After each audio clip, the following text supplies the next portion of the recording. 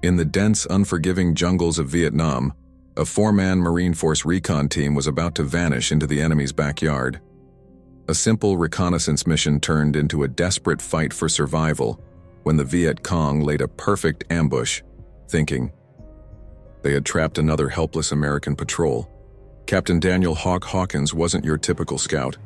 For over a decade, he had been a Marine tactical mastermind, trained in deep reconnaissance and asymmetric warfare, known for outthinking his enemies before they even knew they were in a fight. When the Viet Cong closed the noose, they had no idea they were walking into the mind of a battlefield genius. Hawkins didn't just react, he rewrote the rules. Every tree, every ravine, every shift in terrain became a weapon in his hands. What began as a routine patrol would become a brutal chess match where the price of a single mistake was death. The jungle would never be the same after the hunter became the hunted. Before we jump back in, tell us where you're tuning in from, and if this story touches you, make sure you're subscribed because tomorrow I've saved something extra special for you. The Huey's rotors sliced through the night as Captain Daniel Hawkins studied the impenetrable darkness below.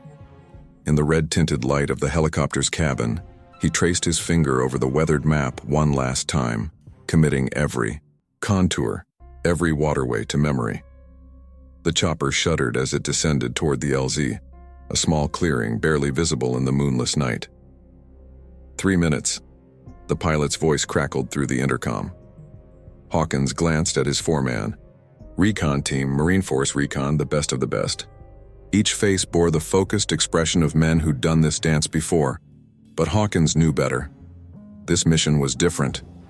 Intelligence had placed a major Viet Cong operations hub somewhere in this sector, a command center coordinating attacks across 3 provinces. Their mission? Find it, map it, get out alive. Remember, Hawkins said, his voice carrying just enough to reach his men over the rotors. We're ghosts. No contact unless absolutely necessary. Radio check-ins at 0200, 0600, and 1400. Sergeant Miguel Brick Ramirez nodded, checking his M16 one final time. At 6'3" and built like the nickname suggested, he was the squad's battering ram and its backbone. With all due respect, Captain, Brick said, the ghost of a smile playing at his lips, we could just find these bastards and introduce ourselves properly. He patted the bandolier of grenades strapped across his chest. Not this time, Hawkins replied, his eyes never leaving the jungle. Something about this sector doesn't feel right. Corporal Eric Lawson, ghost to everyone who'd ever served, with him, remained silent in the corner, his weathered sniper rifle cradled in his arms like a sleeping child. 3 years in country had taught him to speak only when necessary, and tonight, his silence felt heavier than usual. Lance Corporal David Frodo Mitchell fiddled nervously with the radio strapped to his back, adjusting dials and mumbling to himself. At 20, he was the youngest of the group, a technical genius with an engineering mind who'd rather be building things than destroying them. LZ coming up hot, the pilot announced. 30 seconds. Hawkins felt the familiar tightening in his chest, not fear, but awareness. Every sense heightened, every nerve ending alive. This was his element. This was where Daniel Hawkins ceased to exist, and Hawk took flight. Go, go, go. The Huey hovered 6 feet above the jungle floor, and one by one the Marines dropped into the darkness below. The helicopter disappeared into the night sky, leaving nothing but the whisper of jungle sounds around them. Hawkins raised his fist, freeze, as they established a defensive perimeter. For 30 seconds, no one moved, no one breathed, just listening, letting the jungle accept them. Clear, Hawkins whispered. Ghost, take point, 50 meters, then hold. Like his namesake, Ghost melted into the foliage ahead, his camouflaged form becoming one with the shadows. The rest followed, at measured intervals, each step carefully placed, each movement deliberate. The jungle pressed in around them, hot, wet, alive with invisible eyes. 2 hours of silent movement brought them to their first checkpoint, a ridge overlooking a narrow valley where intelligence suggested enemy supply routes converged. Ghost was already there, motionless as a stone sentinel, when they arrived. Movement, he whispered as Hawkins crawled up beside him. 3 patrols in the last hour. Hawkins raised his binoculars, scanning the valley below. In the green-washed world of night vision, he could make out the faintest trails, paths worn by constant use. Pattern? He asked. Ghost frowned, an expression Hawkins had learned to read over countless missions together. Something was bothering the sniper. Too regular, Ghost finally said. 10-minute intervals, same route, different soldiers, it's like they're waiting for something. Hawkins finished, a cold finger of unease tracing down his spine. Behind them, Frodo struggled with the radio, turning dials with increasing frustration.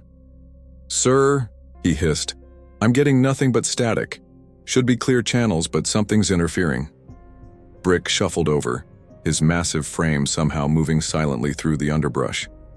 Or someone's jamming us, he suggested, voice low. Captain, if we can't call for extraction. We stick to the mission, Hawkins cut him off, eyes still scanning the valley. 3 patrols, same route, precise intervals. That's not normal Viet Cong behavior. That's a net. They're sweeping. For us? Frodo asked, voice rising slightly before he caught himself. Hawkins didn't answer immediately. Instead, he closed his eyes, forcing himself to think beyond the obvious. The Viet Cong were masters of guerrilla warfare, but this felt different. More disciplined, more precise. Almost like... No, he finally said. Not for us specifically. For any reconnaissance. They know we'd be coming eventually. So, what's the play, sir? Brick's hand rested on his rifle, eager for action. We could bypass this valley altogether, find another approach. Hawkins shook his head. No. We push forward, but with extreme caution. Ghost, take high ground, cover our movement. Brick, you're on rear security. Frodo, stay in the middle, keep trying that radio. As the team prepared to move out, Hawkins felt it again. That prickling sensation at the base of his skull, the feeling he'd developed over 3 tours that had saved his life more times than he could count. They were being watched. Ghost, he whispered. You see anything unusual? Anything at all? The sniper scanned the tree line, his scope moving in smooth, practiced arcs. Nothing moves that shouldn't be moving, he replied. But what? I've never seen the VC this organized. These aren't farmers with rifles, Captain. These are soldiers. Trained ones. Brick scoffed quietly. They're still VC. We've dealt with worse. Hawkins wasn't so sure.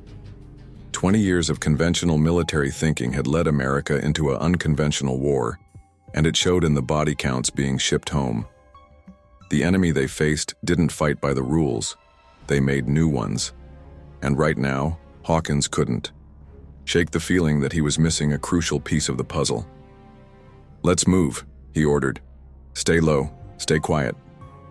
They descended into the valley like shadows, using the thick vegetation for cover. Halfway across, Frodo stumbled, nearly falling, into a concealed punji pit, sharpened bamboo stakes smeared with excrement designed to create festering wounds. Hawkins caught him by his pack, holding a finger to his lips as the young radio operator's eyes went wide with fear. Easy, Hawkins mouthed. Panic equals death. Frodo nodded, swallowing hard, his breath coming in quick, shallow bursts. They continued, now moving even more cautiously. The jungle seemed to press in closer, the air thick with humidity and something else. Anticipation. Hawkins could feel it in his bones. The trees were watching. The earth beneath their feet was listening. Ghost suddenly froze ahead, hand raised in warning. The entire squad went motionless, blending into the foliage. Ahead, voices drifted through the trees, Vietnamese, moving closer. Hawkins counted. At least 4 distinct speakers, their tones casual but alert. For 3 agonizing minutes, the patrol passed within 20 meters of their position. Through gaps in the vegetation, Hawkins caught glimpses of equipment that made his blood run cold. Soviet-made AK-47s, yes, but also modern communication gear. One man carried what looked like detailed maps. Another wore an officer's insignia. As the patrol moved away, Hawkins signaled for the team to hold position. This wasn't a random patrol. This was something else entirely. "Sir," Frodo whispered, urgency in his voice. "Radio's got something." Hawkins moved back to where the radio operator crouched, head cocked to one side as he listened through his headset. "Vietnamese transmission," Frodo explained. "I can't understand it, but..."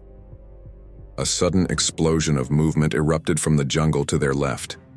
Birds took flight, branches snapped, and something, or someone, crashed through the underbrush, moving away from them at speed.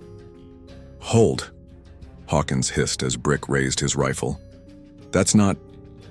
The night sky erupted in blinding white light as a flare ignited above the canopy. For one terrible moment, the jungle was transformed into a stark landscape of black shadows and harsh light. Hawkins caught a glimpse of Ghost's face, his expression frozen in alarm. Then came the sound, the distinctive crack of AK-47s opening fire, the rounds tearing through foliage around them. "We've been made," Ghost called, already sliding into a firing position. Hawkins's mind raced, calculating angles, escape routes, defensive positions, all in a heartbeat. They were outnumbered, outpositioned, and cut off from support.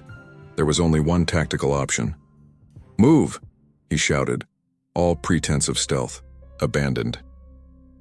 Now, as his team scrambled into action, Hawkins realized with cold clarity that they hadn't stumbled into an ambush. They'd been deliberately herded here, like prey being driven before the hunter. And somewhere in the darkness beyond the flare's harsh light, he knew they were being watched by eyes that had been waiting for them all along. The hunt had begun. "Scattered retreat! Rally point Charlie!" Hawkins's voice cut through the chaos as another burst of AK fire shredded the vegetation around them. "Ghost, covering fire. Brick, take Frodo east." Without hesitation, Ghost shouldered his rifle and squeezed off 3 precise shots, the sharp crack of his M40 momentarily drowning out the enemy fire. Somewhere in the darkness, a man screamed. "Go, now!" Hawkins shouted, laying down suppressive fire as Brick grabbed Frodo by his pack and half-dragged him through the underbrush. The jungle erupted with muzzle flashes, illuminating the night in strobing bursts of orange and yellow. Hawkins counted at least 8 separate firing positions, a coordinated ambush, not a chance encounter. His mind raced, calculating trajectories, and fields of fire even as bullets whipped past him. "Sir," Ghost called from 15 meters to his right, voice barely audible over the firefight. "Movement, 10 o'clock. Hawkins swung his rifle toward the threat, squeezing off a controlled burst. The muzzle flash revealed a glimpse of khaki uniform and a look of surprise on a young Vietnamese face before the soldier crumpled. "On me," Hawkins ordered, and Ghost materialized beside him, both men sprinting in a crouch through the dense vegetation. 50 meters of controlled retreat, firing only when necessary, conserving ammunition. The VC fire followed them, but in the darkness accuracy suffered. "Down!" Ghost suddenly hissed, shoving Hawkins to the ground. The captain felt the wire an instant before Ghost's warning, a taut line at shin height, a booby trap. Had he triggered, the attached claymore mine would have shredded them both with hundreds of ball bearings. "They've mined the escape routes," Hawkins muttered, carefully stepping over the wire.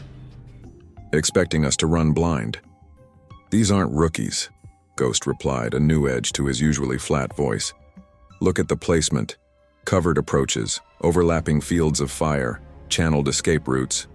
This was planned, sir." Hawkins knew he was right. This wasn't standard Viet Cong procedure.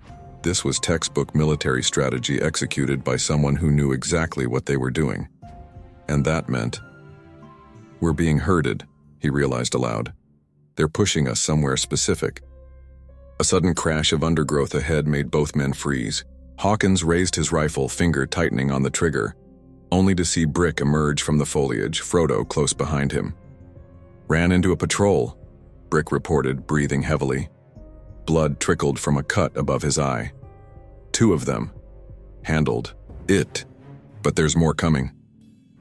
Frodo looked pale, his eyes wide with adrenaline and fear. The radio on his back had a fresh bullet hole through its outer casing. "Radio's shot to hell," he said, voice shaking. But before it died, I was picking up transmissions, lots of them, too many for a standard patrol. They're using a frequency hopping pattern, sir, military grade. I've only seen that kind of setup back at base. Hawkins absorbed this information, pieces clicking into place. So they knew we were coming. Question is, how? Does it matter right now, sir? Brick interjected, checking his ammunition. We need to move before they close the net. It matters if we want to survive the next hour, Hawkins replied, his voice steady despite the circumstances. Ghost, high, ground. I need eyes. Without a word, the sniper melted into the darkness, climbing a nearby tree with practiced ease. 30 seconds later, his whistle, 3 short, 1 long, signaled the all clear for communication. They're moving in a standard encirclement pattern, Ghost reported from above. But something's off.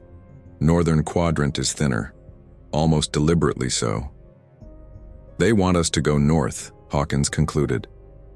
Why? He closed his eyes, visualizing the terrain they'd studied in briefing. North led to higher ground, but also more exposed terrain. Beyond that, the river, a natural barrier that would force them to slow down. A kill zone. Frodo, that map, he ordered. The radio operator pulled a waterproof map from his pocket, hands trembling slightly as he unfolded it. Hawkins studied it for 5 seconds by the dim red glow of his covered flashlight. We're here, he said, pointing to a spot in the dense jungle. They expect us to move north toward the river crossing here. That's where they'll have their heaviest forces waiting. It's where I'd put them. So we double back? Brick suggested. Push south instead? Hawkins shook his head. That's what they'd expect as a countermove. We'd run straight into their reinforcements. His finger traced a different route. We split up. Create confusion. Brick's face hardened. With all due respect, sir, splitting up is suicide. Not if we do it right, Hawkins replied, a grim smile playing at his lips. I need you to raise hell, Sergeant. Understanding dawned on Brick's face. A diversion, the loudest one you can manage, Hawkins confirmed. Head northeast for 300 meters, then circle back southwest. Make them think the whole squad is blundering toward their kill zone in a panic. Brick nodded, already checking his grenades. And you? Ghost, Frodo and I will move west, silent, then cut north once your fireworks start. We'll regroup here. Hawkins tapped the map at a bend in the river. 1 click upstream from their likely ambush point. Ghost dropped silently from the tree.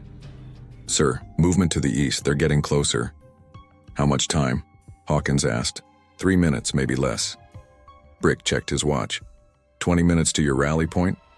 Make it 30, Hawkins replied. And Brick, don't get killed. The big sergeant finished with a grim smile. Wouldn't dream of it, sir. Hawkins clapped him on the shoulder. Go create some chaos. Brick nodded once to each of them, then disappeared into the jungle, moving with surprising stealth for a man his size. Sir, Frodo whispered urgently, are we really letting him go alone? Brick thrives alone, Hawkins replied, gathering his gear. And we need to move now. They pushed west, moving as silently as shadows through the dense jungle. Ghost led the way, his senses seemingly attuned to every snap of twig, every rustle of leaf. Frodo struggled to match their pace, his breathing ragged but controlled. The sounds of pursuit faded behind them. 15 minutes later, the night erupted with the distinctive crump of grenades and the rapid-fire chatter of an M16 on full auto coming from the northeast. Brick's diversion had begun. That's our cue, Hawkins whispered. Change direction, due north. They altered course, pushing through increasingly thick vegetation. The jungle seemed to resist their passage, vines catching at their equipment, roots threatening to trip them with every step. Behind them, the sounds of firefight intensified, then began to move, Brick leading his pursuers on a merry chase. Ghost suddenly raised his fist. Freeze. All 3 men became statues, blending into the foliage. 20 meters ahead, a lone figure crossed their path. A Viet Cong scout moving with careful precision. Attention focused on the distant sounds of battle. Hawkins held his breath. If there was one scout, there would be others. Direct engagement would give away their position and render Brick's diversion useless. The scout paused, head tilted as if listening. His hand moved to the radio at his belt. "He'll report our missing trail," Ghost whispered, so quietly that Hawkins barely caught the words. "Permission to engage, sir?" It was a calculated risk. A single shot might go unnoticed amid the distant firefight, or it might bring the entire enemy force down on their position. Hawkins weighed the options in a heartbeat. "Take him. One shot." Ghost raised his rifle in a fluid motion. The suppressed shot made no more noise than a cough. The scout dropped without a sound, radio falling from his hand. "Move to the body," Hawkins ordered. "Quick." They reached the fallen scout in seconds. Hawkins checked for a pulse. Nothing. Ghost had placed his shot perfectly. The captain quickly rifled through the man's pockets, finding a folded paper. "Orders," he muttered, scanning the Vietnamese text. He couldn't read it, but the diagram was clear enough, a crude map showing patrol routes, and on it the exact location of their helicopter insertion. "They knew," Frodo whispered, looking over his shoulder. "They knew exactly where we'd be dropped." "Ghost, hide the body," Hawkins ordered, pocketing the map. "We move in 30 seconds. As Ghost dragged the scout into the underbrush, Hawkins's mind raced. Their mission had been classified at the highest levels. The LZ selected less than 12 hours before departure. The only way the enemy could have known was if someone sold us out, he concluded grimly. But that's a problem for later. Now we move. They pushed north for another 20 minutes, the sounds of Brick's diversion growing fainter before finally falling silent. Hawkins checked his watch. The sergeant should be circling back toward the rally point by now, assuming he'd evaded. Pursuit. The terrain began to slope upward, the jungle thinning slightly as they ascended. Ghost moved like his namesake, seeming to glide over the ground without disturbing a leaf. Frodo struggled more. His breathing labored, but he kept pace without complaint. "Sir," Ghost whispered suddenly, dropping to one knee. "Sniper, 2 o'clock, high position." Hawkins froze, eyes scanning the tree line. He saw nothing, but he'd long ago learned to trust Ghost's instincts. "Where?" "Large banyan, 3rd branch from the bottom. He's watching the approach to the river." Hawkins risked raising his binoculars. After 10 seconds of careful scanning, he caught it, the faintest glint of metal among the leaves. A rifle barrel positioned to cover the most likely approach, to the river crossing. "Can you take him?" Hawkins asked. Ghost was already settling into position, calculating range, wind, and elevation. "Yes." "Wait," Hawkins said, studying the setup. "He's not alone. No sniper operates without a spotter." Ghost nodded, adjusting his scope slightly. "2nd banyan, 10 meters east. I see him now. 2 targets. Take the shooter first, then the spotter, quick succession." Ghost inhaled slowly, his body becoming utterly still. The rifle cracked once. Before the sound had faded, he'd worked the bolt and fired again. 2 bodies tumbled from the trees in eerie silence. "Clear," Ghost reported, already rising. "But they'll have heard that." "Then we move fast," Hawkins replied. "The rally point is just beyond that ridge." They crossed the remaining distance at a near run, caution balanced against the need for speed. The jungle opened up as they approached the river, a swift-flowing current about 20 meters across. The rally point was a naturally concealed bend where the water slowed, creating a potential crossing point. Brick wasn't there. "He should have beaten us here," Frodo said, checking his watch nervously. "Even with the diversion." Hawkins studied the opposite bank, eyes narrowed. "He will. Take cover and wait." They settled into defensive positions, each man scanning a different sector. Minutes stretched into a half hour. No sign of Brick. "Something's wrong," Frodo whispered. "Maybe he got hit or captured." "Quiet," Ghost hissed suddenly. "Movement. South bank." Hawkins raised his rifle, finger hovering near the trigger. The underbrush rustled, parted, and Brick emerged, moving with a slight limp but otherwise intact. "Took your sweet time, Sergeant," Hawkins said as the big Marine crossed the shallow section of river to join them. "Had to take the scenic route," Brick replied, dropping to one knee beside them. Fresh blood stained his left pant leg. "Made friends with about 15 of them. Very chatty bunch, lots of bullets to share." Despite his attempt at humor, his expression was grim. "They're good, sir. Too good."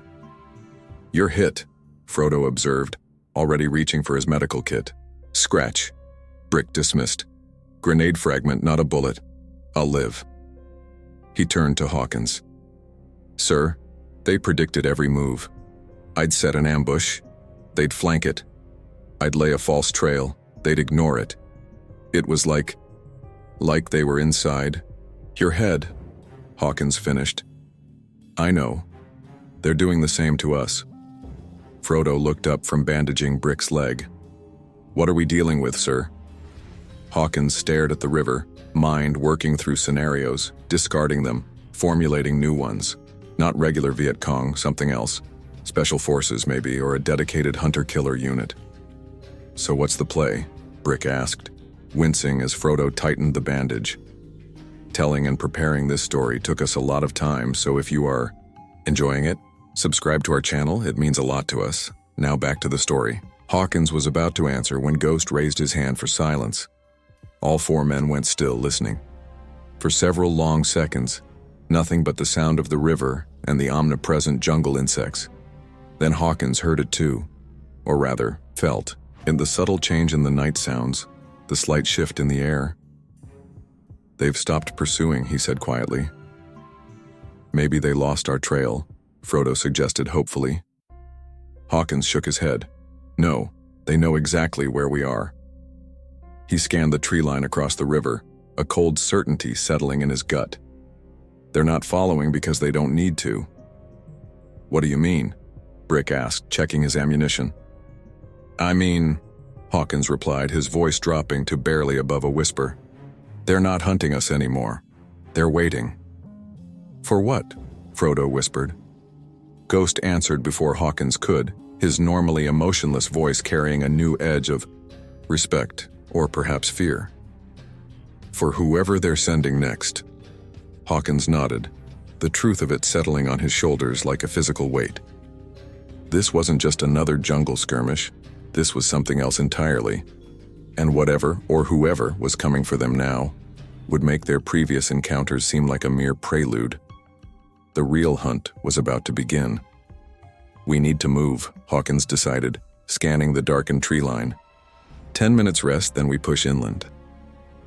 His team settled into a defensive perimeter in the shallow depression near the riverbank, each man facing outward. Frodo checked his equipment, mourning the bullet-shattered radio. Brick cleaned his weapon, with practiced efficiency despite his injury. Ghost simply watched, his eyes constantly scanning the jungle's edge. Hawkins studied his map in the dim red glow of his covered flashlight. Their original mission, locate the Viet Cong stronghold, seemed secondary now to simple survival. Yet something told him the two objectives might be converging. Whoever was hunting them with such precision would eventually lead back to the command structure they sought. "Assessment," he said quietly, addressing his team without looking up from the map. "What are we dealing with?" "Professional soldiers," Brick offered immediately. "Not conscripts, not farmers with rifles. These guys have training." "More than training," Ghost countered, his voice barely above a whisper. "During my diversion, I saw them moving, perfect spacing, hand signals I've never seen before. They operate like a single organism." Frodo looked up from his tinkering with the damaged radio. "The communication equipment I glimpsed, Soviet, but modified. Frequency hopping capabilities beyond what we're using." He hesitated. "Sir, I think someone's running this operation who knows our playbook." Hawkins nodded slowly. The same conclusion he'd reached. "We adapt then. Change the rules." "How?" Brick asked. "By becoming unpredictable." Hawkins folded the map. "Until now we've been reacting, running from their chase. That stops now. We become the hunters." Ghost raised an eyebrow, the closest thing to surprise he ever showed. "4 against unknown numbers in their territory?" "They expect us to keep retreating," Hawkins explained, "to follow conventional small unit tactics. Break contact, establish distance, call for extraction." A grim smile crossed his features. "Instead, we move deeper." Frodo's eyes widened. "Deeper? Sir, with all due respect, it's the last thing they'll expect." Hawkins cut him off. "And, right now, surprise is the only advantage we have left." Movement time. They slipped away from the river, pushing inland through progressively denser jungle. Ghost took point, moving with uncanny silence despite the undergrowth. An hour passed, with no sign of pursuit. Yet the feeling of being watched grew stronger with each passing minute. Ghost suddenly halted, crouching to examine the ground. The others froze in place. "Tracks," he murmured as Hawkins joined him. But wrong. Hawkins studied the forest floor. At first he saw nothing, then his eyes caught it. The faintest impression, in the soft earth, a displaced leaf, a bent blade of grass. Signs so subtle they barely registered as human passage. "One person," Ghost continued, voice tinged with professional respect. "Light, moving fast, but..." He hesitated, struggling to articulate what his tracker's instincts were telling him. "There's almost no signature, like walking on air." "How long ago?" Hawkins asked. "Minutes, maybe less." Ghost looked up, meeting Hawkins's eyes. "Sir, I've never seen someone move this clean, not even our own recon teams." A chill that had nothing to do with the night air crept up Hawkins's spine. Before he could respond, Brick's curse broke the silence behind them. "Hold up," he hissed. They turned, to see the big sergeant frozen mid-step, one foot hovering over what appeared to be ordinary ground. But Hawkins immediately spotted the telltale signs. The too perfect flatness, the slightly different shade of the covering vegetation. "Pungy pit," Brick muttered, carefully withdrawing his foot. "Wouldn't have seen it if my bootlace hadn't." "Caught." Hawkins moved closer, examining the trap. It wasn't a crude hole with spikes, the typical Viet Cong snare. This was sophisticated camouflage, a nearly invisible covering that would collapse under a man's weight, dropping him onto sharpened bamboo stakes below. "They've had time to prepare the ground," he observed, carefully probing the edge of the concealed pit with his knife. "This took hours to set up." "Hours?" Frodo whispered, looking around nervously. "But they couldn't have known we'd come this way specifically." "Unless they've prepared the entire area," Ghost said, his normally impassive face showing a flicker of concern. "Every possible approach." "Patient," Hawkins murmured, more to himself than the others. "Very patient." He stood, mind racing. If they'd prepared the ground so thoroughly, it meant one of two things. Either they'd been setting traps throughout this sector for months as standard procedure, or they'd known with extraordinary precision where Hawkins's team would go after the initial contact. Neither option was comforting. "We change direction," he decided. "Northwest. And watch your step." They moved more slowly now, each man scanning not just for enemies but for the telltale signs of traps.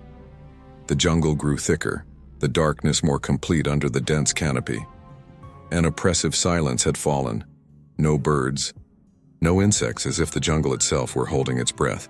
"We need to find a defensible position," Hawkins said as they paused to get their bearings. "Somewhere to rest. We've been on the move for 20 hours straight." Ghost nodded toward a rocky outcropping visible through the trees. "High ground, limited approaches, good sight lines." "Looks like our best option," Hawkins agreed. "Frodo, you okay?" The young radio operator nodded, though his exhaustion was evident. Yes, sir, just need a minute to catch my breath. They approached the outcropping cautiously, Ghost scouting ahead while the others covered different sectors. The formation was textbook, which made Hawkins uneasy.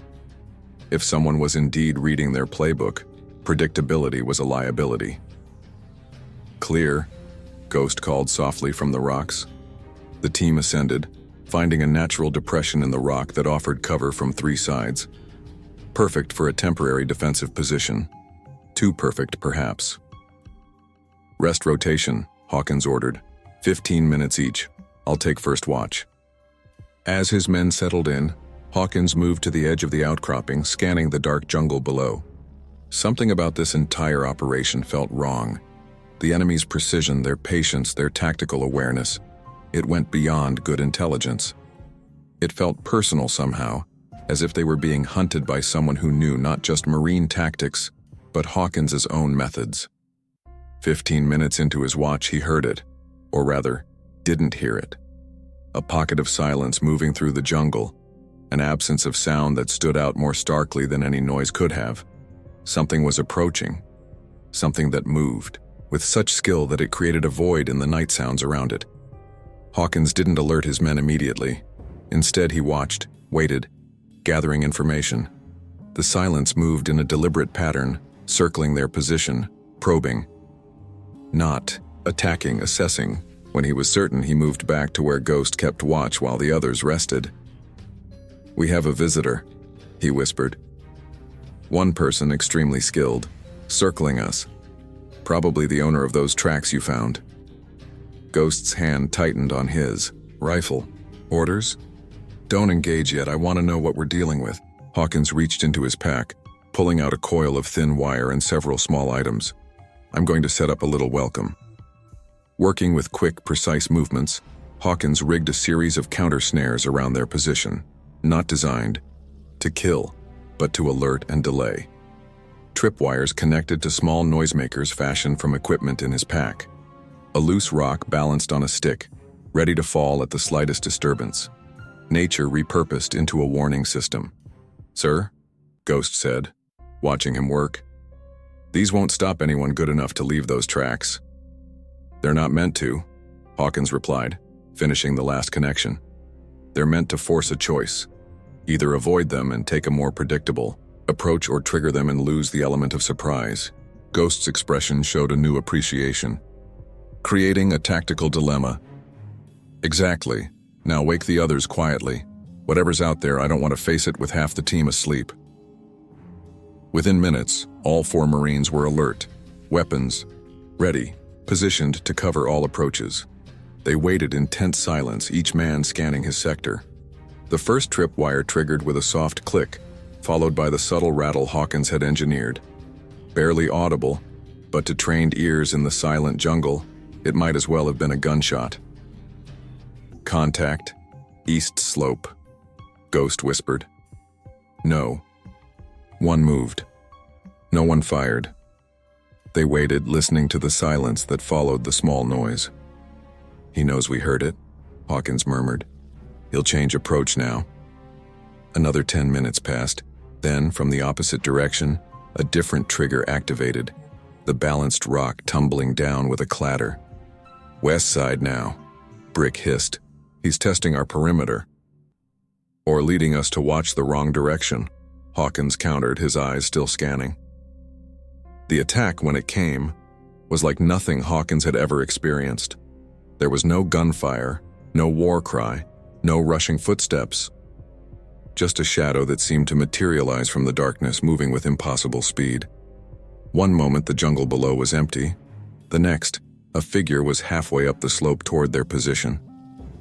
"Contact!" Brick shouted, bringing his M16 to bear. But before any of them could fire, the shadow melted back into the darkness. "Hold fire," Hawkins ordered, understanding dawning. "He's gauging our reactions, our positions." "Playing with us?" Brick growled, the unease evident in his voice. "No," Hawkins replied. "Learning us." For the next hour, the pattern continued. Brief glimpses of movement, testing different approaches, never committing to a full attack. The psychological toll mounted with each appearance. Frodo's hands began to shake. Even Brick, normally unflappable, showed signs of strain, his eyes darting from shadow to shadow. "Sir," Ghost said during a lull, "we can't keep this up. He's wearing us down." Hawkins knew he was right. This wasn't a conventional assault. It was psychological, warfare of the highest order. Their unseen hunter was establishing dominance, demonstrating that he could reach them at will, that their defensive position meant nothing to him. "We need to change the game," Hawkins decided. Proactive, not reactive. He outlined his plan, quickly. "We send out a hunter of our own. Ghost, you're our best man in the shadows. I need you to circle wide. Get behind our visitor if you can." Ghost nodded, checking his knife. "And if I find him?" "Don't engage, unless you have a guaranteed kill. Otherwise, just track him back to wherever he came from. We need intelligence more than a body count right now." With a silent nod, Ghost slipped away, disappearing into the darkness with barely a sound. Brick shifted position to cover his sector. "You sure about this, sir?" he asked quietly. "Splitting. Us further?" "No," Hawkins admitted. "But standing still is just waiting to die." Another 30 minutes passed with no sign of their stalker or ghost. Hawkins began to wonder if sending his sniper out had been a mistake. Then a bird call, 3 notes, rising pitch, came from the jungle to the south. Their prearranged signal. Ghost had found something. "Cover our position," Hawkins ordered Brick. "Frodo, stay alert, I'm going to check it out." "Alone?" Frodo asked, unable to keep the fear from his voice. "One moves quieter than 2, Hawkins replied. 15 minutes. If I'm not back, get to high ground and signal for extraction however you can." Before either man could protest further, Hawkins slipped down the slope, moving from shadow to shadow with practiced ease. He followed the direction of the signal, all senses heightened, aware that he might be walking into a trap.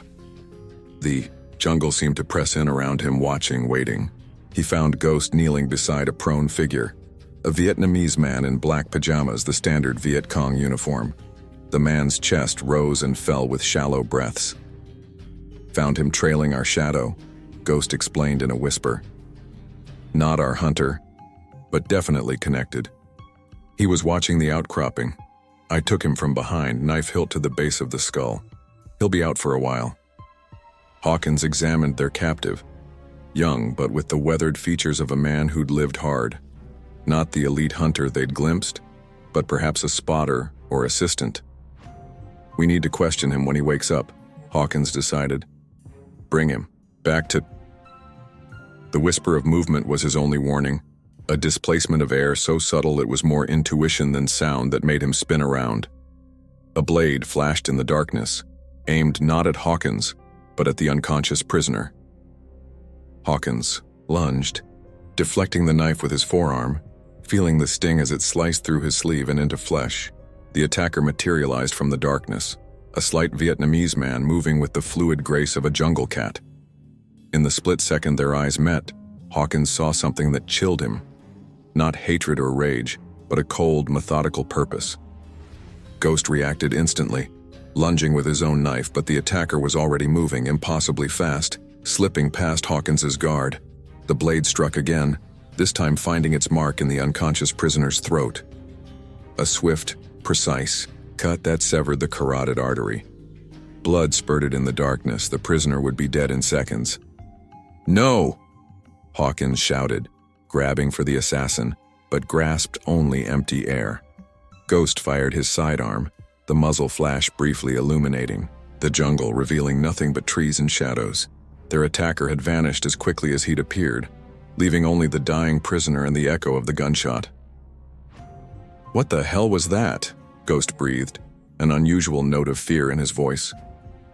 "That," Hawkins replied grimly, "was our hunter.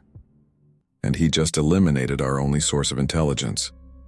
The implications were clear. The assassin hadn't just killed a man. He'd ensured the Marines would learn nothing from him.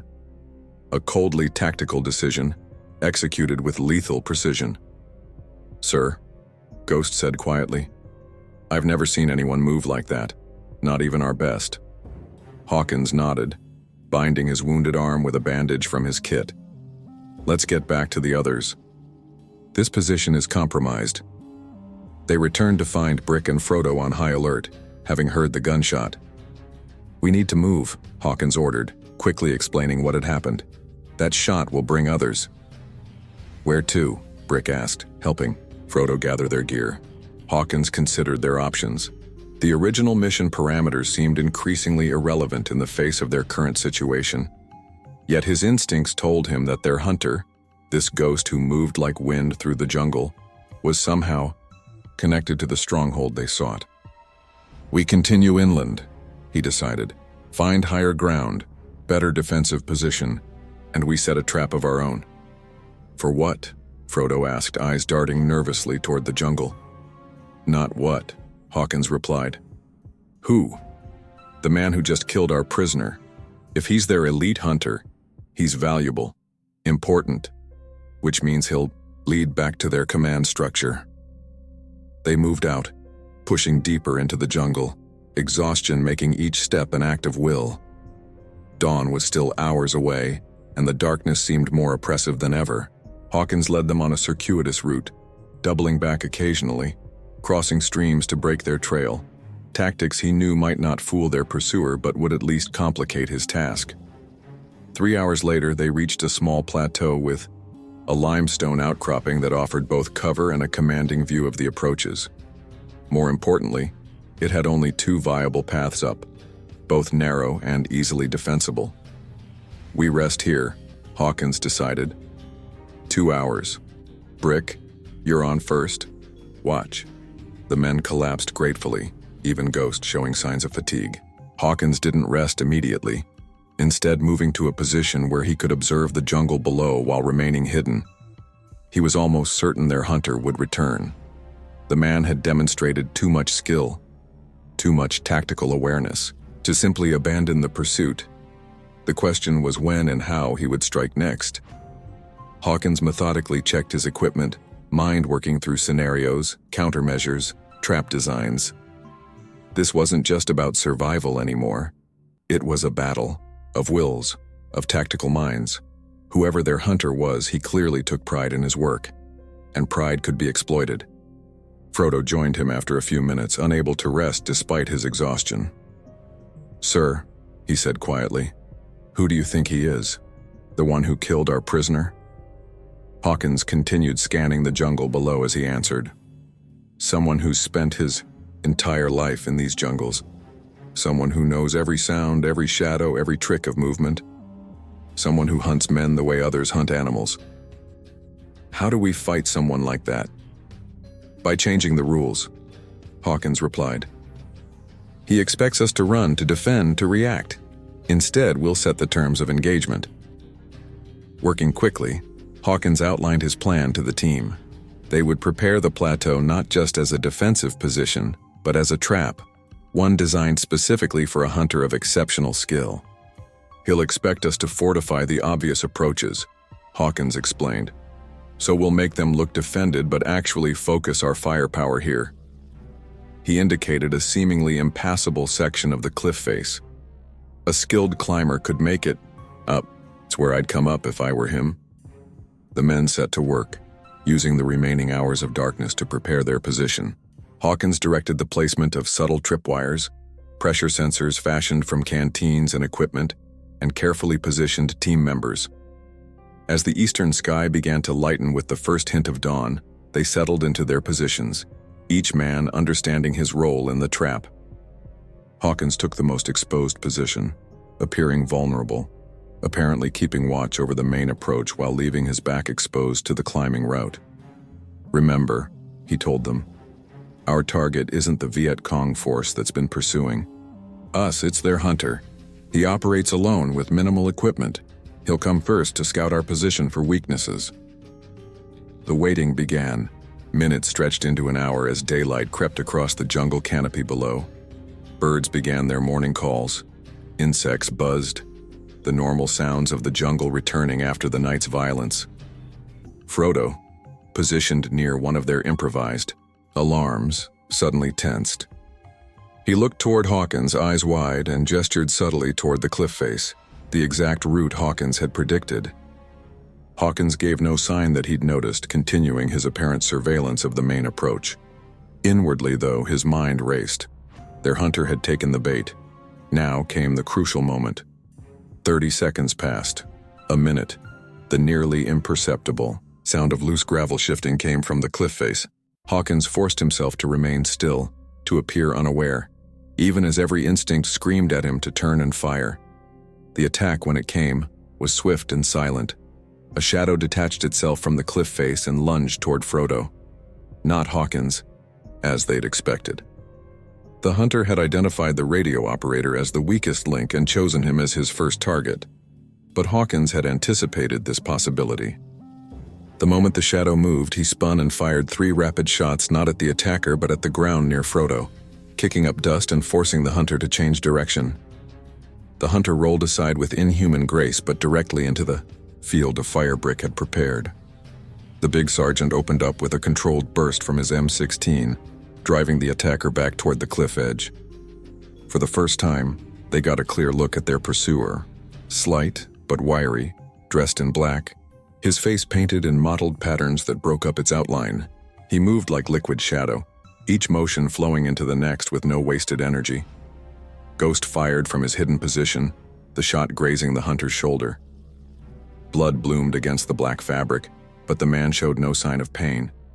Instead, he did something none of them expected. He smiled, a brief, fierce expression that conveyed not anger but appreciation, recognition of worthy opponents.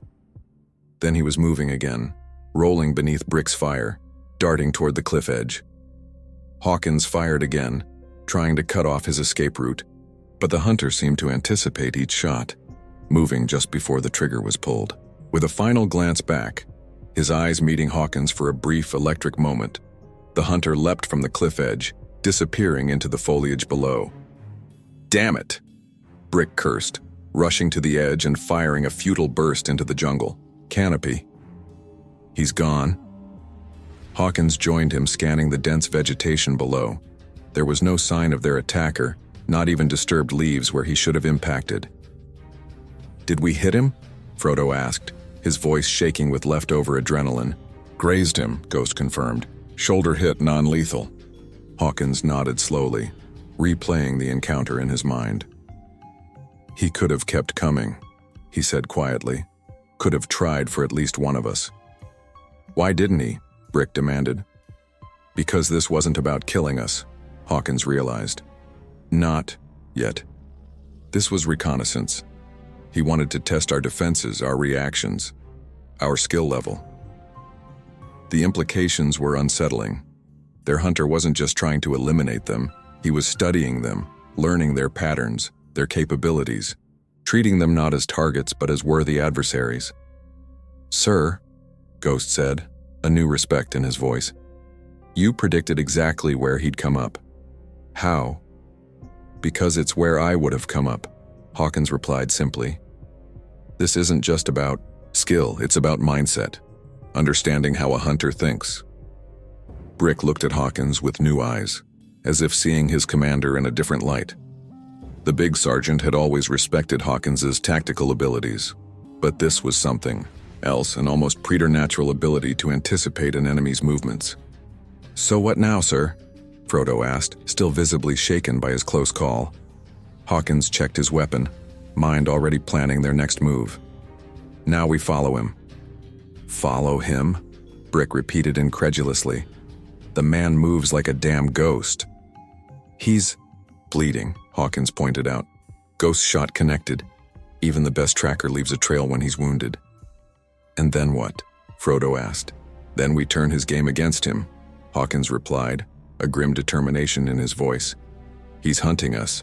Time to show him what it feels like to be the prey."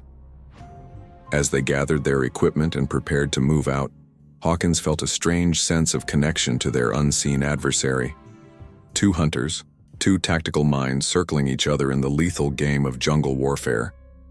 The Viet Cong hunter, this whisper as Hawkins had come to think of him, had made this personal, had shown himself deliberately, and in doing so, He'd made a mistake. Because Daniel Hawkins had spent his entire career studying predators, understanding them, becoming them when necessary. The whisper would return, and next time, Hawkins would be ready.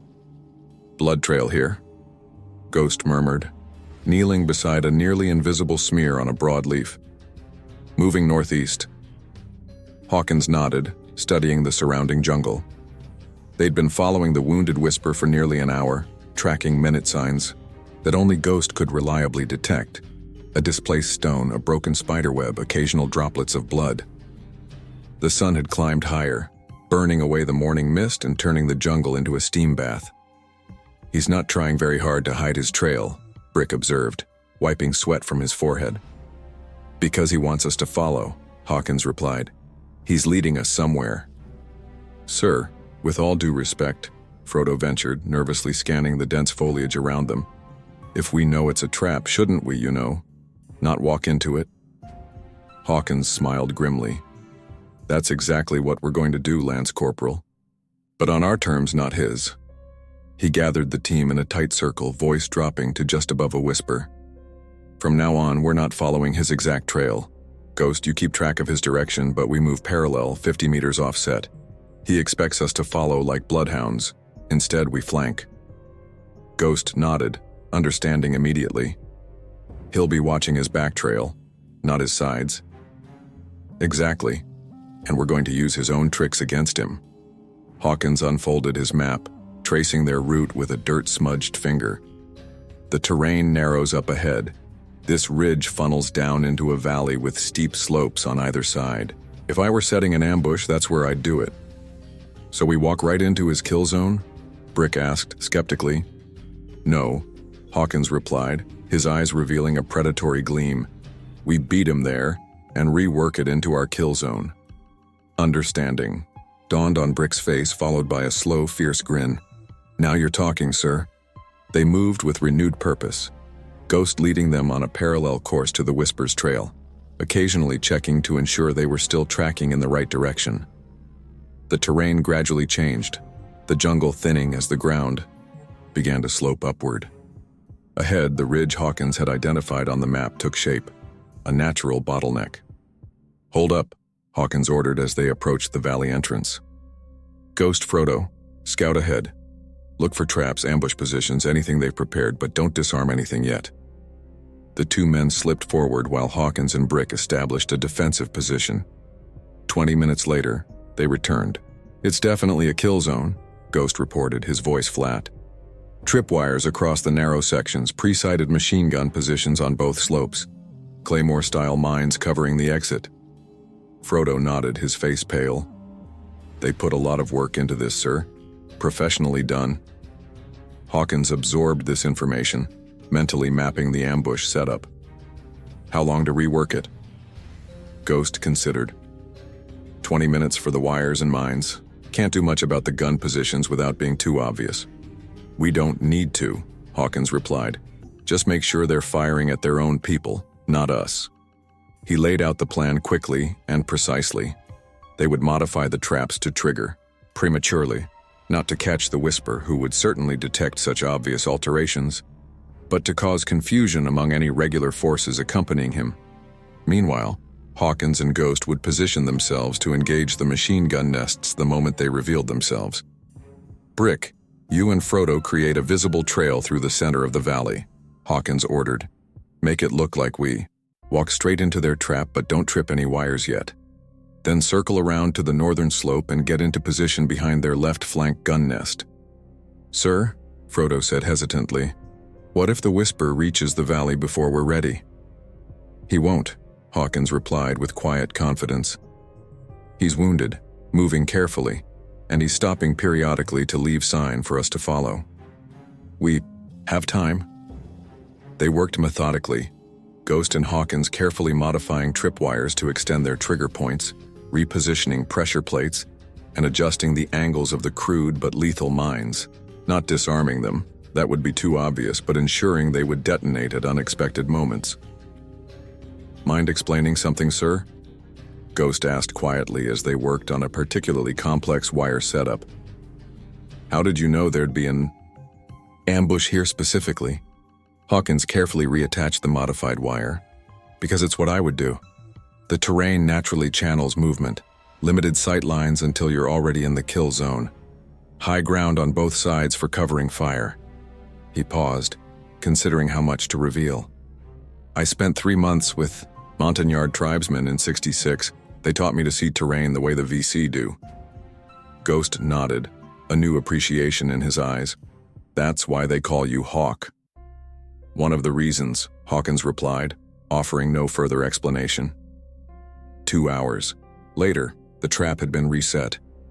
The team took up their positions, Hawkins and Ghost on the southern slope with clear lines of fire to the machine gun nest opposite, Brick and Frodo hidden behind the northern nest. Now came the hardest part. Waiting. The jungle had fallen into its afternoon torpor, the air so thick with humidity it felt like breathing through a wet cloth. Insects droned incessantly, occasionally joined by the distant call of a bird. Hawkins remained motionless in his concealed position, conserving energy, controlling his breathing. Beside him, Ghost did the same, his sniper rifle trained on the distant gun emplacement. Movement, Ghost whispered suddenly, nearly an hour into their vigil. Valley entrance. Single figure. Hawkins raised his binoculars, focusing on the narrow gap where the jungle opened into the valley. At first, he saw nothing. Then a shadow separated itself from the deeper shadows beneath the trees. The whisper, moving with that same fluid grace despite his wound.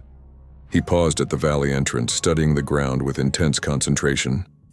He knows, Hawkins murmured, watching the tracker examine the subtle signs they'd left.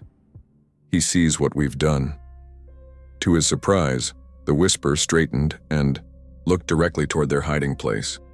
Not at them specifically, but at the slope where they were concealed.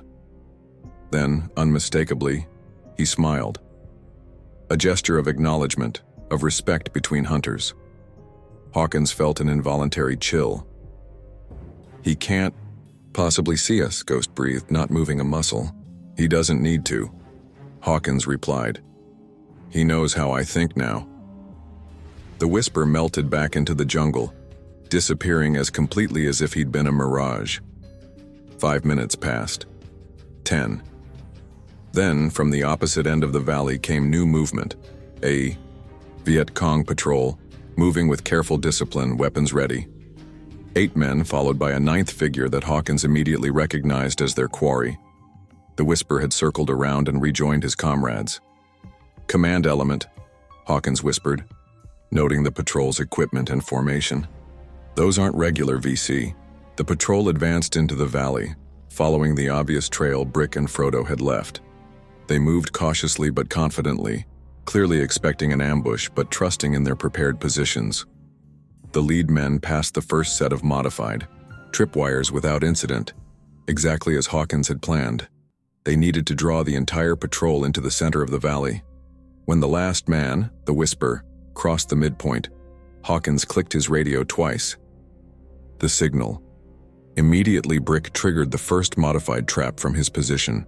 A Claymore-style mine detonated prematurely, its deadly spray of improvised shrapnel tearing through the front half of the patrol. 3 men went down instantly, their screams lost in the explosion's thunder. The remaining VC scattered for cover, but in their panic, they triggered 2 more traps. Another explosion ripped through the valley, followed by the distinctive thump of a pit trap collapsing. The carefully prepared ambush had descended into chaos. The machine gun nest on the northern slope came to life, its gunner trying to provide covering fire for his comrades below. But he was firing blind, disoriented by the unexpected direction of the attack.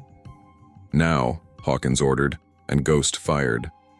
The sniper's shot was perfect, a clean hit that dropped the machine gunner instantly. His assistant reached for the weapon, but Brick and Frodo had already closed in behind him. The big sergeant brought his rifle butt down with crushing force, and the second gunner collapsed without a sound. On the valley floor, the remaining VC sought cover amid the scattered boulders, returning fire toward both slopes, unsure where the main threat lay. Hawkins spotted the whisper directing the defense, his movements precise and controlled despite the chaos. 3 VC soldiers converged on his position, awaiting orders. "Ghost, keep them pinned down," Hawkins said, already moving to a new firing position. "I'm going to flank wide." He skirted the edge of the firefight using the terrain for cover, working his way toward the eastern end of the valley. The Whisper was good, exceptionally good, but he was hampered by conventional forces that couldn't match his skill. That was the weakness Hawkins intended to exploit. From his new position, Hawkins had a clear view of the 4 VC clustered behind a large boulder, the Whisper and his remaining men. They were discussing something intently, likely planning a coordinated breakout. Hawkins raised his rifle, sighting on the Whisper's exposed shoulder, the same one Ghost had wounded earlier. Before he could fire, movement to his right caught his attention. 2 VC soldiers had circled behind him, approaching his position with weapons ready. They'd spotted him. Hawkins spun, squeezing off a 3-round burst that caught the first soldier in the chest. The second returned fire, rounds striking the tree next to Hawkins's head, showering him with splinters. Hawkins rolled, came up firing, his rounds finding their mark. The second soldier fell, but the brief firefight had given away his position. From the valley floor, the Whisper and his remaining men opened fire, forcing Hawkins to duck behind a fallen log as bullets thudded into the rotting wood. His radio crackled. "Captain, you've got 4 more coming up the eastern slope," Ghost reported, his voice tense. "Reinforcements." The situation was deteriorating rapidly. Hawkins keyed his radio. "Brick, status?" "Secure at the gun nest," came the immediate reply. "We've got the MG working if you need it." "Negative," Hawkins responded. "Too much risk of friendly fire. Hold position." He assessed his options. The Whisper now knew exactly where he was, and reinforcements were closing in. Time to change tactics again. "Ghost, I'm going to draw their fire," he said into the radio. "When they focus on me, take out as many as you can. Priority on the Whisper." "Copy that," Ghost replied. "Ready on your mark." Hawkins removed a grenade from his belt, pulled the pin and threw it in a high arc toward the boulder where the Whisper and his men had taken cover. The moment it detonated, he sprang up and sprinted laterally across the slope, firing short bursts as he ran. The gambit worked. All eyes and weapons turned toward his moving figure. Ghost's rifle cracked 3 times in rapid succession. 2 of the Whisper's men fell, but the tracker himself had anticipated the ploy, already moving to a new position the instant Hawkins revealed himself. Hawkins reached a cluster of rocks just as rounds stitched the ground at his heels. He dropped into cover, breathing hard, adrenaline surging through his system. Through a gap in the rocks, he could see the 4 reinforcements Ghost had warned about, now halfway up the slope. If they reached the crest, they'd have a clear shot at his position. "Brick," he called into the radio. "Eastern slope, 4 tangos ascending. Can you engage?" "On it," came the terse reply. Seconds later, the captured machine gun roared to life, raking the eastern slope with devastating fire. The climbing VC were caught in the open, cut down before they could react. In the valley below, the Whisper realized his position was collapsing. With a series of sharp hand signals, he directed his remaining man to provide covering fire, while he retreated toward the far end of the valley. "Ghost, he's moving," Hawkins called. "Western exit. Take the shot." Ghost's rifle barked once more. The Whisper staggered, clearly hit, but kept moving with remarkable determination. A second shot kicked up dirt at his feet as he disappeared into the dense foliage at the valley's end. "I missed," Ghost reported, disbelief evident in his voice. He moved just as I fired. Nobody moves that fast." The remaining VC soldier, realizing he'd been abandoned, threw down his weapon and raised his hands in surrender. "Brick, Frodo, secure the prisoner," Hawkins ordered, already moving to pursue the Whisper. "Ghost, on me." They converged at the western exit, where a sparse blood trail marked the Whisper's path. He was wounded more seriously now. The amount of blood suggested Ghost's second shot had connected after all, at least partially. trail leads northwest, Ghost observed, studying the signs. He's moving fast despite the wounds. Not for long, Hawkins replied grimly. No one loses that much blood and keeps going indefinitely. They followed the blood trail for 100 meters before it abruptly disappeared at the edge of a small stream. The Whisper had used the water to break his trail, a classic tactic but effective. Which way? Ghost asked, scanning both upstream and down. Hawkins considered. If he's as good as I think he is, he'll double back downstream, exit at a rocky area to leave minimal sign, then head for the nearest friendly position. He studied the map. There's a marked VC bunker complex 3 clicks northwest of here. That's where he's going. Ghost nodded, accepting Hawkins's assessment without question. The captain's ability to read the enemy's movements had proven uncannily accurate so far. They returned to the valley where Brick and Frodo had secured their prisoner and were treating the wounded Marines. Brick's face was grim. "Prisoner's not talking, sir," he reported. "Not even his name." Hawkins approached the captured VC soldier, a young man, perhaps early 20s, with the hard, lean look of a fighter who'd seen too much combat too soon. Despite his situation, his eyes held defiance. "We're not going to torture you for information," Hawkins said in carefully practiced Vietnamese. "But your wounded need medical attention. So do mine. We can help each other, or we can all suffer." The prisoner's expression flickered with surprise at Hawkins's language skills, but he remained silent. "Search him," Hawkins ordered, switching back to English. Brick patted down the prisoner methodically, removing a knife, ammunition, and a folded paper from his breast pocket. He handed the items to Hawkins, who carefully unfolded the paper. It was a map, far more detailed than the one Hawkins carried. It showed their current position, marked patrol routes, and most significantly, a large installation deeper in the jungle to the northwest, exactly where Hawkins had predicted the Whisper would flee. "Sir," Ghost said, looking over his shoulder at the map. "That's it. The stronghold we've been looking for." Hawkins studied the map intently, memorizing key features. It wasn't just any outpost. The symbols indicated command bunkers, communications facilities, ammunition storage. This was exactly what their mission had been tasked to find. "We're a lot closer than command thought," he observed. "Less than 5 clicks." "So we complete the mission?" Brick asked, wiping blood from a fresh cut on his forearm. "Call in the coordinates and extract?" Hawkins considered their situation. The mission parameters had been clear. Locate the stronghold, report its position, then extract. But circumstances had changed dramatically. They had no working long-range radio. They were being hunted by an elite tracker who now knew their capabilities and tactics, and they had confirmation that someone had compromised their mission from the start.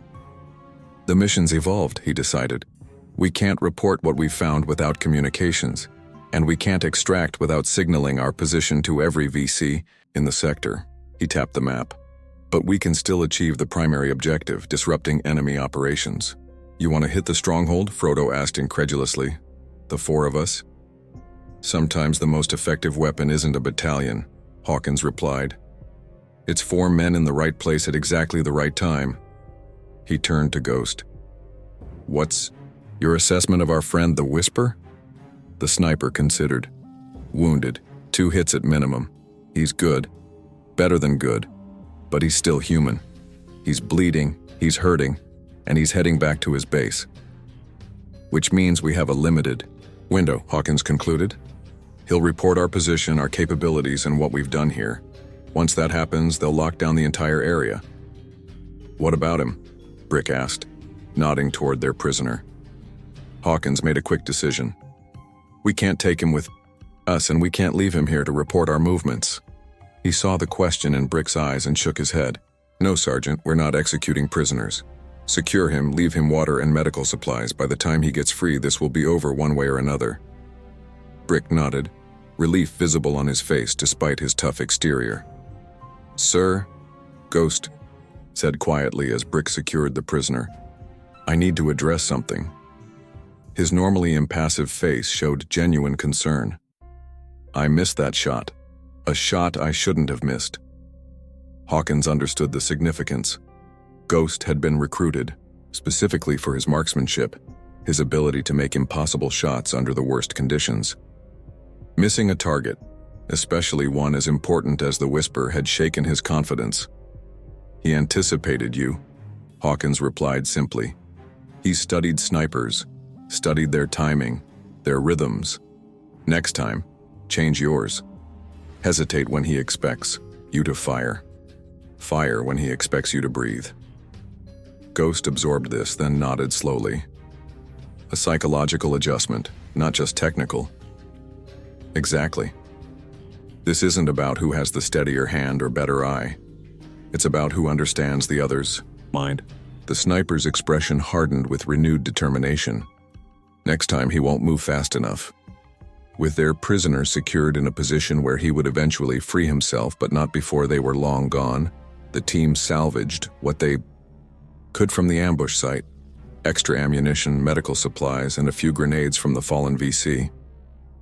Hawkins studied the captured map one last time, committing the approach to the stronghold to memory before folding it into his pocket. We move in a modified diamond formation, he ordered as they prepared to depart. Ghost on point, brick rear guard, Frodo with me, standard intervals, minimal, noise. We're in their territory now and they know we're coming. As they moved out following the direction the Whisper had taken, Hawkins felt a strange mix of emotions. The tactical part of his mind cataloged their assets, liabilities, and options with cold precision. 4 Marines, limited ammunition, no. Communications deep in enemy territory, against unknown numbers. The odds were terrible. Yet beneath the tactical assessment ran a deeper current. A growing certainty that this confrontation with the Whisper, and whatever force commanded him, had been inevitable. 2 hunters recognizing each other across the battlefield. 2 tactical minds testing, probing, learning. The game had changed. They were no longer simply running or reacting. They had become the predators.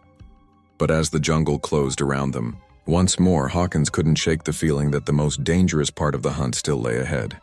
The Whisper had been wounded but not stopped, and wounded predators were often the most dangerous of all.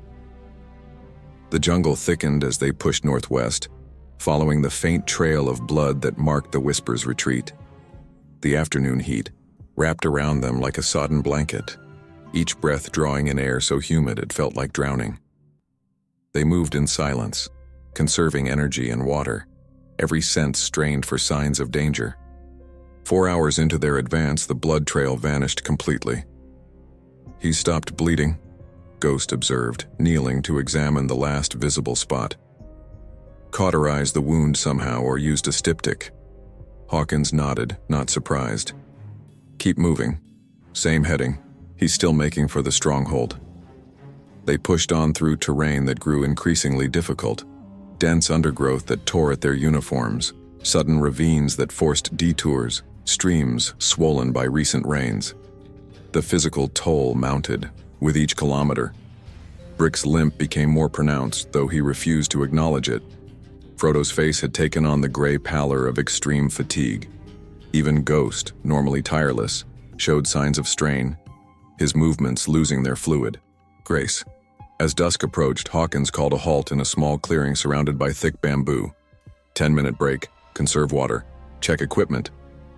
The men collapsed gratefully, each attending to their gear with mechanical precision born of training and necessity. Hawkins took quiet inventory of their situation. They'd been on the move for nearly 36 hours straight, with only brief periods of rest. Ammunition was running low. Ghost had 6 rounds left for his sniper rifle, while the rest of them averaged 2 magazines each for their M16s. Medical supplies were nearly exhausted. Food consisted of a few energy bars and a single pack of field rations. More concerning was their mental state. Combat fatigue was setting in. That dangerous combination of exhaustion, hypervigilance, and sensory overload that could impair judgment at critical moments. Hawkins had seen it before, had felt its effects himself during his first tour. The constant tension, the knowledge that death could come from any shadow, any rustling leaf. He studied his men with a commander's practiced eye. Brick was handling, at best, channeling fatigue into a kind of focused anger that kept him sharp. Ghost had retreated deeper into his natural stoicism, his face revealing nothing, but his eyes constantly scanning, never still. Frodo worried him most. The young radio operator's hands had developed a slight tremor, and he startled at every unexpected sound. "Sit, Rep," Hawkins ordered quietly, gathering them into a tight circle. 6 rounds for the M40. Ghost reported first. 2 frags. Combat knife good to go. 2 mags plus half in the weapon. Brick followed. 1 frag. Knife. Bandages for 1 more serious wound maybe. Pain's manageable. He didn't mention his leg, but Hawkins noticed he wasn't putting weight on it when sitting. 1.5 mags, Frodo said, his voice steady despite his condition. No grenades, still got my multi-tool. He patted the damaged radio strapped to his back. Been trying to salvage components from this. Might be able to cobble together a simple receiver if I can find the right parts. Hawkins nodded, appreciating the initiative. Keep working on it when you can. Even limited comms would give us an advantage.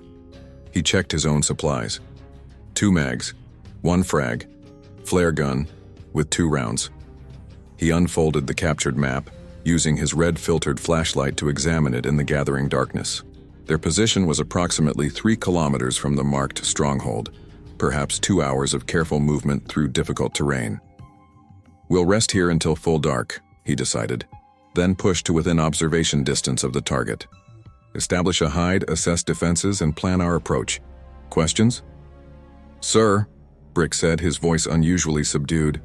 What exactly is the mission now? We found the stronghold, but without comms, we can't call it in. Are we just gathering intel to report back if we make it out? It was the question Hawkins had been turning over in his mind since they'd captured the map. Their original mission. Parameters no longer applied, but the strategic objective remained valid. Disrupt enemy operations in this sector. We're going to hit them, he said simply. Not a frontal assault. We don't have the numbers or firepower for that, but a targeted strike against command and communications. Disable their ability to coordinate operations across the region. Sabotage, Ghost said, nodding in approval. With 4 of us? Frodo asked, unable to keep the disbelief from his voice. The smaller the team, the deeper we can penetrate, Hawkins replied. 1 man moving silently can accomplish what a platoon can't. And we have surprise on our side. They'll be looking for us out here, not inside their own base. What about the Whisper? Brick asked. He'll have warned them by now. Certainly, but they'll deploy their forces to find us in the jungle, not to defend against us walking through their front door. The plan was audacious, perhaps reckless, but Hawkins could see his confidence gradually infecting the others. Brick's eyes regained their fierce light. Ghost nodded, already thinking through the tactical applications. Even Frodo straightened, slightly, fear giving way to determination. Rest now, Hawkins ordered. Ghost, first watch. I'll take second. We move in 3 hours. As his men settled into the closest approximation of sleep possible under the circumstances, Hawkins closed his eyes, not truly resting but entering the meditative state he'd learned from a Montagnard elder years before.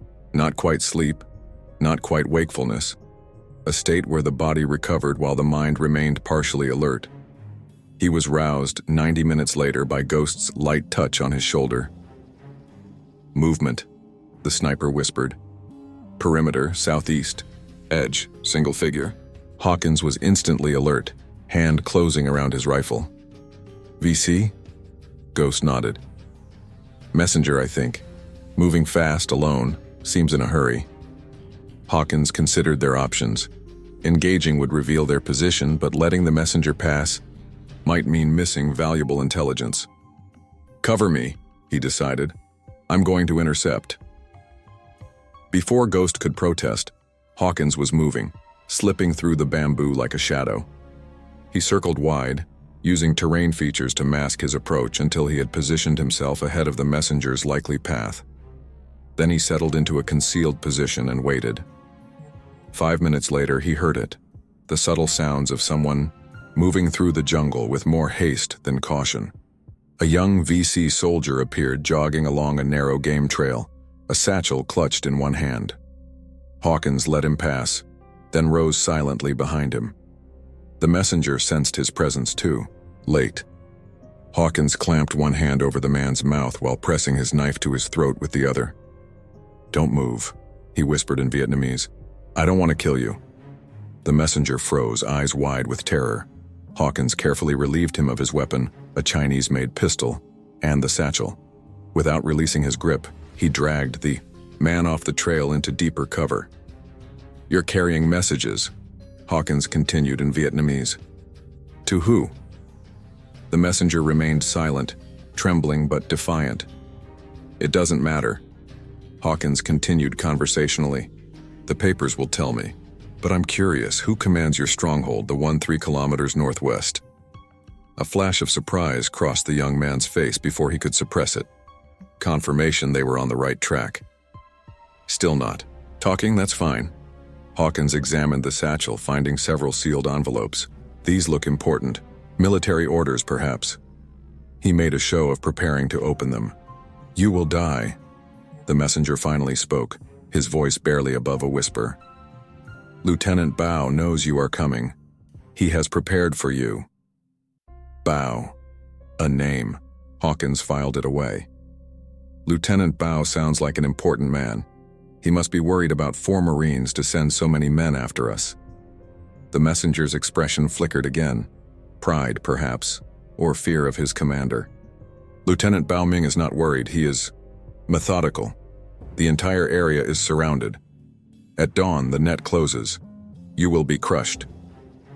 Hawkins maintained his calm facade, but internally, he processed this new intelligence rapidly.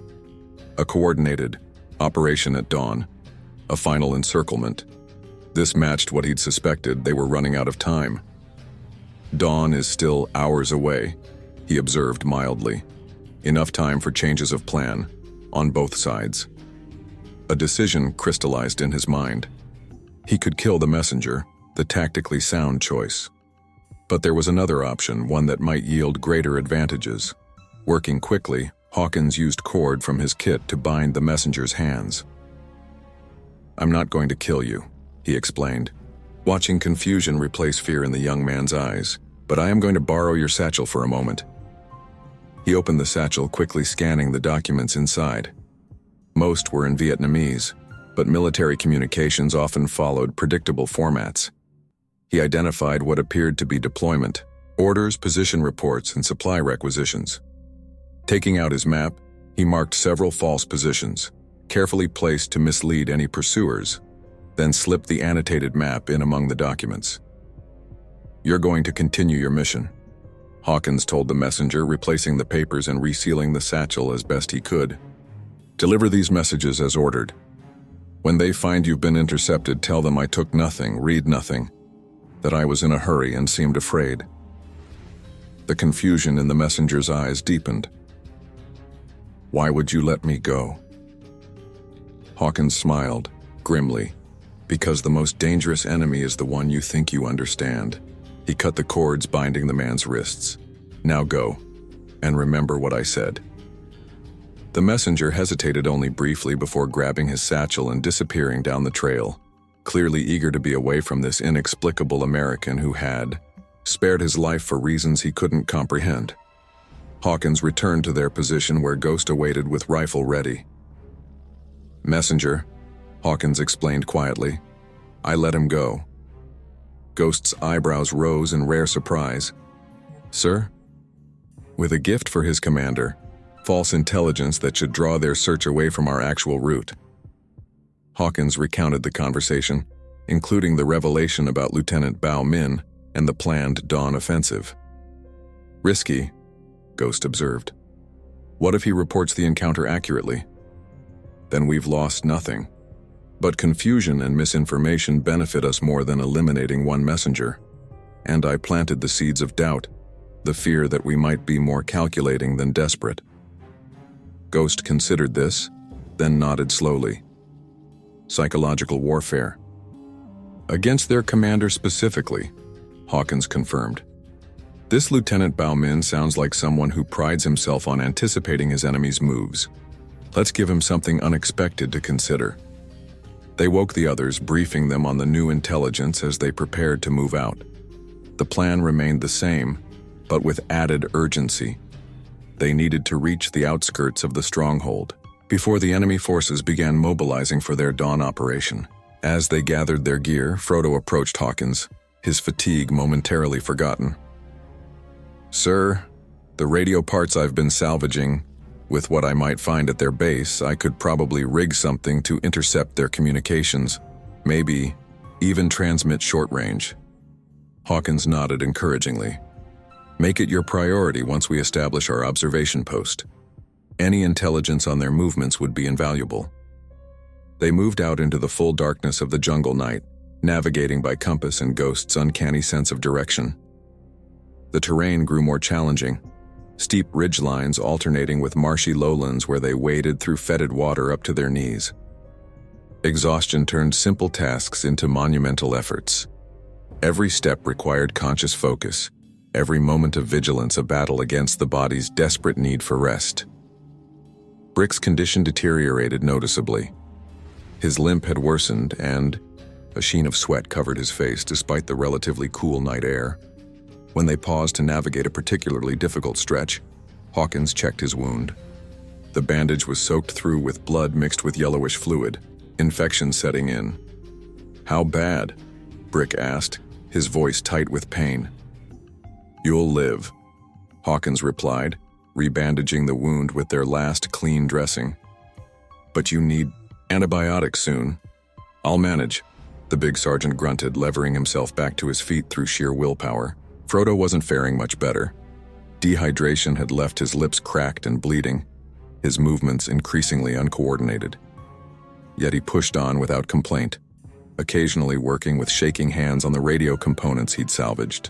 Even Ghost showed signs of the jungle's toll, his breathing more labored, his normally fluid movements becoming mechanical.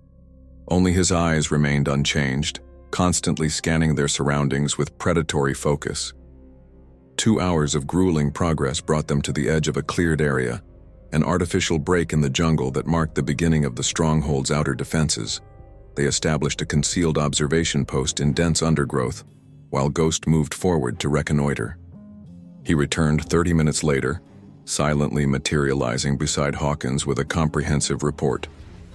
Permanent installation, heavily fortified, concrete bunkers, not just earthworks, concertina wire perimeter with cleared fields of fire, guard, towers at cardinal points, main entrance facing east with checkpoint, vehicle depot on the south side, 5 trucks, 2 jeeps, communications array on the northern edge, multiple antennae, probable command center nearby. "Personnel estimate?" Hawkins asked. "Minimum 50, likely closer to 75. Mix of regular VC and what appear to be special forces or advisors. Russian equipment visible. Patrols run every 20 minutes along the perimeter." Hawkins absorbed this information, comparing it to the map they'd captured. "Security level?" "High but routine," Ghost replied. "They're alert but not on heightened status. No signs they expect immediate threat. Most activity centered around the eastern sector, preparations for the dawn operation, I'd guess." It matched Hawkins's expectations. The stronghold felt secure, focused outward on the coming offensive, rather than concerned about threats from within. "Vulnerabilities?" he asked. Ghost considered. "Western perimeter has the densest vegetation approach. 1 guard tower with 2 sentries. Wire looks older there, possibly neglected maintenance. And there's a drainage culvert under the wire. 2. Small for a man, but could be widened." Hawkins nodded, the outline of a plan forming in his mind. "Rest for 30 minutes, then we move." As his exhausted team settled into the meager comfort of the jungle floor, Frodo continued working on his improvised radio. Hawkins watched with interest as the young Marine's skilled fingers connected salvaged wires and components with surprising dexterity despite his condition. "Almost got it, sir," Frodo murmured, making a final adjustment. "Basic receiver. Should pick up their communications if they're using standard frequencies." He handed the crude device to Hawkins, a tangle of wires and components somehow assembled into a functional unit with a small earpiece. Hawkins put it to his ear, hearing only static at first. Frodo adjusted a makeshift dial, and suddenly, voices emerged from the white noise, Vietnamese transmitted with the distinctive cadence of military communications. "It works," Hawkins said, genuine admiration in his voice. "Good job, Marine." Frodo managed a weak smile, his first in days. "Told you I'm more than just a pack mule for the regular radio." Hawkins listened intently, straining to catch words among the static.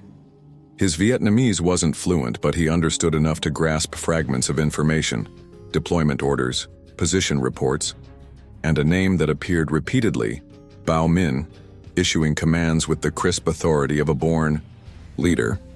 10 minutes into his monitoring, the transmission cleared momentarily, and Hawkins heard something that made his blood run cold. Coordinates, followed by a time, 0530, and what sounded like an artillery fire mission. "They're calling in air support or artillery for the dawn offensive," he reported to his waiting team. "Strike planned for 0530, less than 6 hours from now." "On what target?" Brick asked. "Coordinates match an area 2 kilometers east of here, exactly where I planted. False positions on the map I gave the messenger." Hawkins allowed himself a grim smile. "They took the bait. They think they know where we'll be at dawn." Ghost nodded appreciatively. "Gives us time to hit them here while their forces are deployed elsewhere." "Exactly, and we just identified our primary target, their communications center. Take that out, and their entire dawn offensive collapses into chaos." Frodo looked up from his improvised radio. "Sir, I'm picking up something else, different frequency, clearer transmission." He handed the earpiece to Hawkins. The voice coming through was speaking Vietnamese, but with a distinctly different accent than the others, more formal, educated. And the content was unlike routine military communications. Detailed analysis of Marine Force Recon tactics, specific references to counter-ambush procedures, even a mention of the types of traps they'd encountered and modified. "That's him," Hawkins said quietly. "Lieutenant Bao Min. He's briefing his officers on our capabilities, our likely tactics." "How does he know so much about our procedures?" Brick asked, unease evident in his voice. "Professional study or experience?" Hawkins continued listening. "He's good, very good, understands how we think." The transmission shifted to specific orders for the dawn offensive, a detailed plan for systematic sector sweeps, overlapping fields of fire, methods to counter the exact evasion tactics Marines were trained to use. It was comprehensive, methodical, and deeply concerning. "If we're still out here at dawn, we're dead," Hawkins concluded, handing the earpiece back to Frodo. "They've prepared for every standard evasion tactic we might employ. We can't outrun them, can't outgun them, and can't hide from them, not for long." "So what's the play, sir?" Brick asked, wincing as he shifted his injured leg. Hawkins studied the crude map Ghost had sketched of the stronghold's layout. "We hit them now, tonight. Not just their communications, we cripple their command structure, their intelligence, their ability to coordinate. Create enough chaos that their dawn offensive falls apart before it begins." "That sounds like a job for a company, not 4 Marines," Frodo observed, though there was no challenge in his voice, only recognition of their desperate situation. "Sometimes the smallest force in the most unexpected place can achieve what an army can't," Hawkins replied. "And right now they're looking for us out there." He gestured toward the jungle. "Not in here." He pointed to the stronghold. He laid out the plan quickly and concisely. They would infiltrate through the western perimeter, using the drainage culvert Ghost had identified. Once inside, they would split into 2 teams. Hawkins and Ghost would target the communications array and command center, while Brick and Frodo would create a diversion by sabotaging the vehicle depot on the opposite side of the compound. "Synchronize watches," Hawkins ordered. "We move in 1 hour at 0130. Diversion begins at exactly 200. Primary targets neutralized by 215. Exfiltration by 230 at the latest." "Exfiltration to where, sir?" Frodo asked the question they'd all been considering. If they're sweeping the entire sector at dawn, one problem at a time, Lance Corporal, Hawkins replied with a confidence he didn't entirely feel. Disrupt their command structure and their dawn offensive may never happen. As they made final preparations, Hawkins took Ghost aside. If this goes sideways, he said quietly, your priority is getting Brick and Frodo out. They're both approaching their limits. Ghost studied him with those unnervingly steady eyes. And you, sir? I'll complete the mission. The sniper nodded, once understanding the unspoken implication. Some objectives required sacrifice. In the final minutes before they moved out, Hawkins found himself thinking not of the tactical challenges ahead, but of the man behind them. Lieutenant Bao Min, the unseen adversary who had orchestrated this entire operation with such precision. The voice on the radio had revealed a mind similar to his own. Analytical, thorough, able to anticipate multiple moves ahead. A worthy opponent, perhaps the most dangerous kind. Time, he said, checking his watch. We move. They slipped through the darkness toward the western perimeter, 4 shadows among many in a jungle full of threats. But unlike the shadows around them, these carried with them the determination that comes from having nothing left to lose and everything to prove. The hunt had changed. They were no longer the pursued, desperately evading capture. They were the hunters now moving purposefully toward their prey, and they were bringing the war to Lieutenant Bao Min's doorstep. Up next, we have 2 more incredible stories that are waiting for you. Just click the image you want to watch, and it will take you there. If you enjoyed this video, make sure to subscribe, it would mean a lot.